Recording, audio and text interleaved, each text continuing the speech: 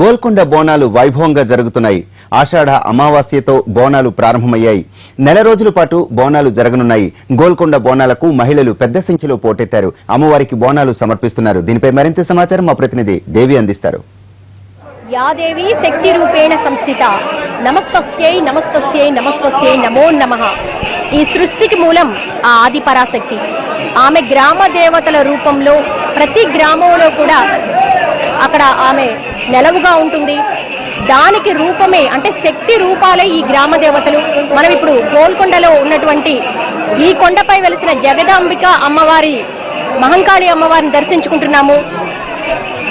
ఆషాఢ అమావాస్యతో ప్రారంభమైనటువంటి ఈ బోనాల మహోత్సవాలు నభూతో అన్న రీతిలో కొనసాగుతున్నాయి. మనం చూడొచ్చు ఈ ఆలయం అలంకరణలో కూడా. అంటే ప్రకృతి ఈ సృష్టికి మూలం మానవాళి కంటే ముందు ప్రకృతి పుట్టింది. ప్రకృతి నుండే మానవ జాతి అనేది రూపాంతరం చెందింది. ఆ ప్రకృతి నుండి వచ్చేటువంటి ప్రతి ఫలాన్ని ఉత్పత్తులను అవి ఆహారంగా తీసుకొని అన్నాత్ భవంతి భూతాని అంటే యజ్ఞద్రవ్యమైనటువంటి అన్నాన్ని ఆశ్రయించి సకల జీవరాశులే కాదు సూక్ష్మ రూపంలో ఉన్నటువంటి దేవీ దేవతలు కూడా ఆవాహనమై ఉంటారు. కాబట్టి ఏదైతే ప్రకృతి నుండి వస్తుందో ఆ ఆహార ఉత్పత్తులను తిరిగి సమర్పణగా అంటే కృతజ్ఞతాపూర్వకంగా సమర్పించేదే ఈ బోనాల మహోత్సవంలో ఉన్నటువంటి ముఖ్య ఉద్దేశంగా మనం చెప్పుకోవచ్చు.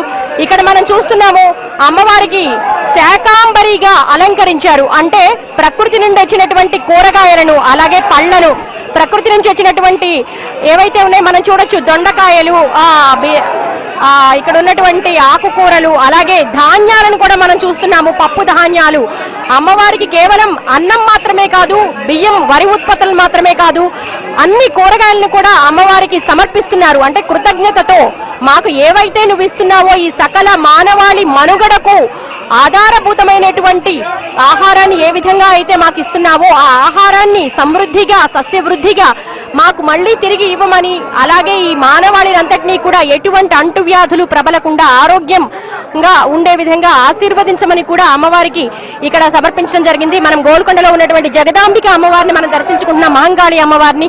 అసలు ఈ గోల్కొండలో జగదాంబిక అమ్మవారు ఇంత పెద్ద కొండ మీద ఏ విధంగా వెలిశారు, అసలు నవాబుల కాలంలో నుంచే ఈ 400 సంవత్సరాల చారిత్రక కథనం ఏంటో తెలుసుకునే ప్రయత్నం చేద్దాం. ఆలయ కమిటీ చైర్మన్లు ఇక్కడ ఉన్నారు, వారితో మనం మాట్లాడే ప్రయత్నం చేద్దాం. ఈ ఆలయానికి ఉన్నటువంటి స్థల పురాణం.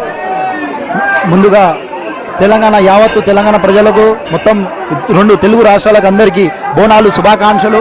మీ యొక్క ఈ రోజు మీరు చూస్తూనే ఉన్నారు, మన యొక్క తెలంగాణలోనే మొట్టమొదటి అమాస రోజు ప్రారంభమైన ఈ బోనాల కార్యక్రమము. ఈ రోజు ఇది 4వ పూజ.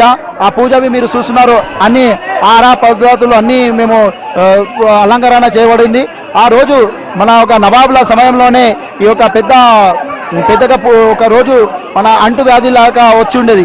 అయితే ఆ రోజు ఆ సమయంలో నవాబులకి అమ్మవారు కళలో వచ్చి మంచిగా చూసుకుంటే నేను మీకు ఎలాంటి ఇబ్బందులు కలగకుండా చూసుకుంటానని ఆ సమయంలో అమ్మవారు 400 సంవత్సరాల కింద ఆ నవాబుల కాలంలోనే అమ్మవారు ఇక్కడ వెలిసిన అమ్మవారు ఇది. నవాబుల కాలంలో అక్కన్న మాదన్న వారు చేయించినటువంటి నగలను కేవలం ఈ ఆషాఢ మాసంలోనే అమ్మవారికి అలంకరిస్తారంటారు. ఎందుకని అంటే ఆ సమయంలో అక్కన్న మాదన్న నవాబుల కాలంలో ముస్లిం నవాబులే ఉండే ఇక్కడ మన దగ్గర. ఆ సమయంలో నవాబులతోటి చేసిన పూజ ఇప్పుడు ఆనవాదిగా వస్తుంది. అదే నవాబులో చేసిన ఇప్పుడు ఈడ మీరు ఎక్కడ చూసినా ఈ మన కిలా గోల్కొండలోనే ఒక్క దగ్గరనే ఉంటుంది. ఒక నెల మొత్తం పూజలు నడుస్తాయి. 9 వారాలు ఫస్ట్ అమావాస రోజు స్టార్ట్ అవుతుంది, మళ్ళీ అమావాస రోజే ముగుస్తుంది. అయితే ఇప్పుడు ఆగస్టు 4వ తారీఖున అమ్మవారి 9వ పూజ ముగిస్తుంది.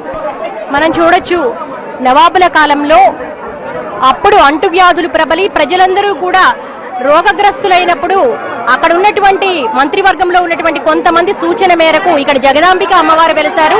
ఆమెకు మొక్కుకుంటే సకల జనావళి కూడా మరి ఆరోగ్యంగా ఉంటుంది. అంటే ఆనాడు నవాబులు మత సామరస్యానికి ప్రతీకగా హిందూ ధర్మాలను గౌరవిస్తూ అమ్మవారికి బోనం సమర్పించడం జరిగింది. అనాదిగా 400 ఏళ్ల చారిత్రక కథనం ఉందని చెప్పుకోవచ్చు ఈ జగదాంబిక అమ్మవారికి.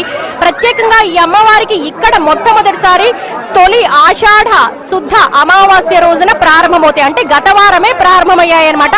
అప్పటి నుంచి అప్రతిహతంగా ఈ నెల రోజుల పాటు కూడా ఇక్కడ అమ్మవారిని దర్శించుకుంటూ ఉంటారు, అమ్మవారిని మొక్కుకుంటూ ఉంటారు. ముఖ్యంగా మనం చూస్తున్నాము పూనకాలు వస్తూ ఉన్నాయి. అంటే ఒక రకంగా ఒక జాతర వాతావరణం చూస్తున్నాం. ఈ అమ్మవారికి బోనం సమర్పించడం అనేది కేవలం ఇప్పుడు ఆచారం కాదు, ఇది మనకు సింధు నాగరికత నుంచే ఉంది. మనం ఇక్కడ జగదాంబిక అమ్మవారికి ఈ రోజు అనేక రకాలైన పూజలు నిర్వహిస్తూ ఉన్నారు. ముఖ్యంగా ఆదివారం కావడము, సెలవు దినం కావడం వల్ల కూడా కిక్కిరిసిన భక్తజన సందోహంతో నిండిపోయింది. ప్రతిరోజు కూడా అమ్మవారికి శాంతి హోమాలు నిర్వహిస్తూ ఉన్నారు. ప్రతి గ్రామ దేవత కూడా శక్తి స్వరూపాల యొక్క రూపాలు. ఆమె ఎల్లమ్మ, పోచమ్మ, డొక్కాలమ్మ, ముత్యాలమ్మ పేర్లు ఏమైనప్పటికీ కూడా అంతర్లీనంగా ఉన్నటువంటి భావం ఒక్కటే. సకల మానవాడిని కూడా ఆరోగ్యంగాను అలాగే శుభదాయకంగాను చూడడమే ఈ తల్లిని కొలవడంలో ఉన్న ముఖ్య ఉద్దేశంగా చెప్పుకోవచ్చు. ముఖ్యంగా ఈ బోనాల మహోత్సవంలో దాగి ఉన్నటువంటి ప్రయోజనం ఒక్కటే, అంటే ప్రకృతిని ఆరాధించండి. ఇప్పుడు మనం చూస్తున్నాం హరితాహారం ద్వారా ప్రకృతిని ప్రేమించమని మనం ప్రతిష్టాత్మకంగా నిర్వహిస్తోంది తెలంగాణ సర్కార్. కానీ ఆనాటి కాలంలోనే 400 సంవత్సరాల క్రితమే ఏదైతే సృష్టి ప్రారంభమైనప్పటి నుంచే ప్రకృతి ఆరాధన అనేది మానవ జీవనంలో మమేకమై ఉంది.